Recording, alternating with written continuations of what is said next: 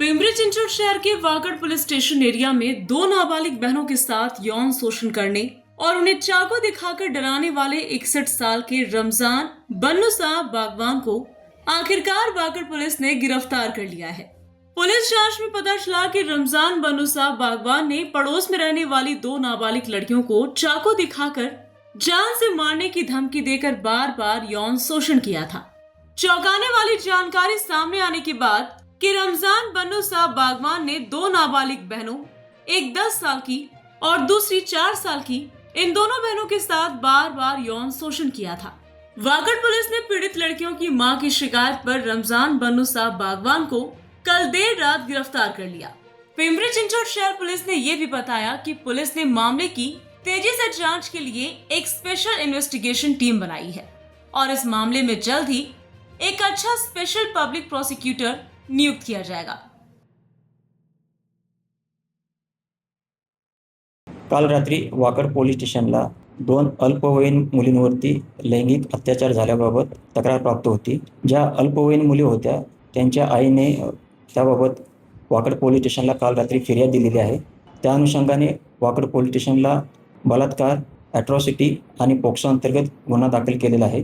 गुन्ह्यामधील जे आरोपी आहेत, आरोपीत हा फिर्यादींच्या शेजारी राहणारच आहे।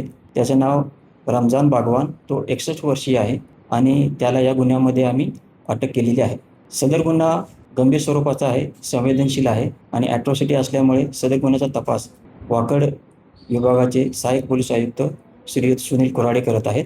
गुन्ह्याची गंभीरता लक्षात घेऊन या तपासकामी आम्ही विशेष तपास पथक स्थापन केलेलं आहे।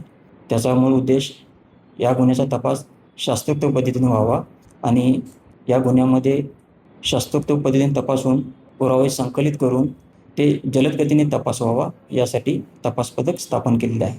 तसेच दोषीविरुद्ध जो खटला आहे तो भक्कम असावा याकरिता विशेष सरकारी अभियंता यांची नियुक्ती होण्याबाबत आम्ही पाठपुरावा करून त्यांची नेमणूक करणार आहोत व तपास जलद गतीने पूर्ण करून त्याचे दोषारोप पत्र माननीय न्यायालयामध्ये सादर करणार आहोत। आणि यामध्ये तपासादरम्यान आम्ही जे पीडित आहेत त्यांचं समुपदेशन, तसेच पीडितांना मनोधैर्य योजनेअंतर्गत अनुदान, तसेच त्यांचे पुनर्वसन यासाठी सुद्धा आम्ही प्रयत्नशील राहणार आहोत। यातील ज्या पीडित आहेत त्या अल्पवयीन आहेत, त्यामुळे यातील जे दोषीला आहे त्याला जास्तीत जास्त शिक्षा मिळण्यासाठी आम्ही प्रयत्नशील आहोत।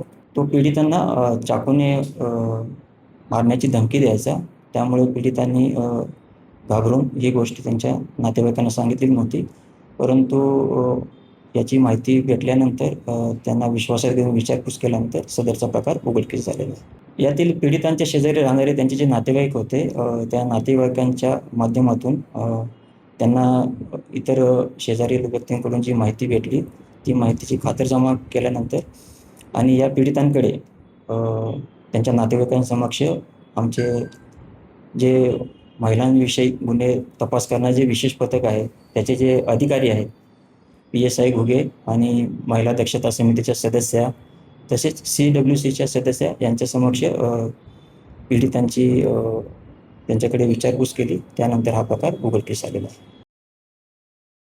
Bureau report, V-SRS news, Pimpri Chinchwad, Maharashtra.